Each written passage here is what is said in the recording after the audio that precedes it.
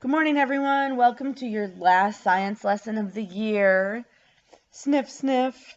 Simple machines are what we are going to study the last couple weeks, and we're going to finish off our cycle of study on forces and motion with some really fun activities on simple machines. Simple machines are just tools that are used to make work easier. Remember, work being force times distance. In simple machines, either change the size or the direction of the force so that work is easier, meaning there's a smaller number when you when you use the work formula, work equals force times distance. There's a smaller distance or less of a force, which means your number for work would be smaller. Probably used some simple machines, but didn't even realize that they were actually called simple machines. So a bicycle, a hammer and nails, or a screwdriver, twisting off the jar on a lid. Those are actually all types of simple machines.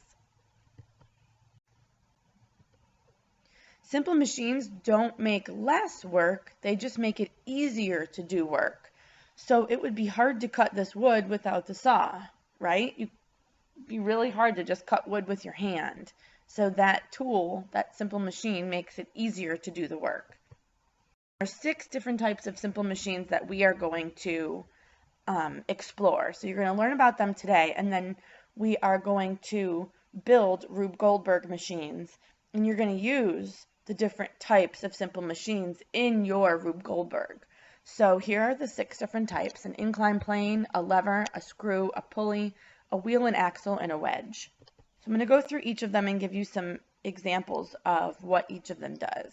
So inclined plane is a flat surface that's raised so that one end is higher than the other. An inclined plane helps move heavy objects up or down. Really, this is a ramp. An inclined plane is just a ramp, and we have ramps all over our school. You use inclined planes every day. And again, a ramp is an example of an inclined plane.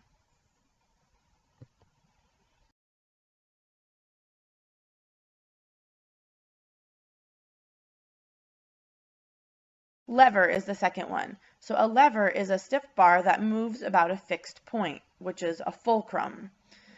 A lever is used to push, pull, or lift things.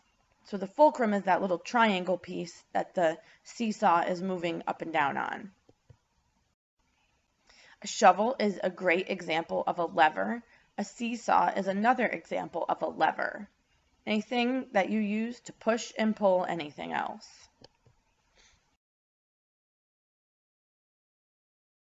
A screw is an inclined plane wrapped around in a cylinder or cone. So the common use of the screw is to hold objects together, and you notice that there's little ridges in the screw. That's what holds them together, and that's what makes it different than a nail. A jar lid and a wood screw are examples of a screw. So when I say a screw is a simple machine, it is not just the screw that you saw in the last picture that you see the screwdriver screwing in right now. It's anything like a lid that you can screw onto the jar.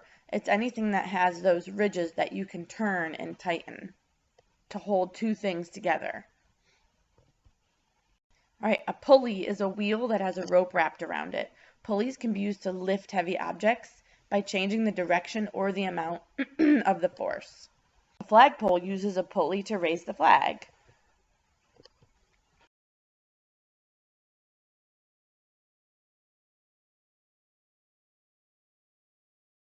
All right, wheel and axle.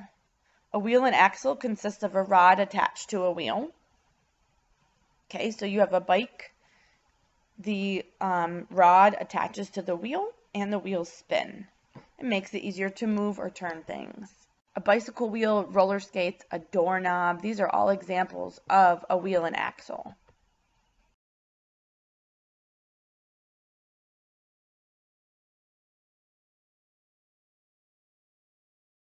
And the last one is a wedge. A wedge is wide at one end and pointed at the other to help cut or split other objects. Examples of wedges: a knife or an axe. So the last part of the lesson today is something called mechanical advantage. The number of times the machine multiplies force. So when we have machines, we want machines that get work done really quickly. We don't want machines that take a long time to get work done, or else companies would end up losing money. Okay, so there's something called ideal mechanical advantage, which is what is desired of a machine, and then there's actual mechanical advantage, which is what the machine actually does. And you don't have to know or use this formula right now, but just to be able, again, to understand it, mechanical advantage is output over input. The last part is compound machines. So compound machines consist of two or more simple machines put together. In fact, most machines are compound machines. Some examples are a pair of scissors and a bicycle. Those are two that are familiar for you. Can you think about which simple machines scissors are made of and which simple machines a bicycle is made of? When there's this Rube Goldberg video, you cannot click this link. However, I have posted the video under this presentation on the science website. So please go to it. Please watch it. It's a really cool video. It can give you some ideas for building your Rube Goldberg that you're going to do in your table groups. You guys are going to use compound machines, so you're going to use more than one simple machine put together. I hope you have a great rest of your day.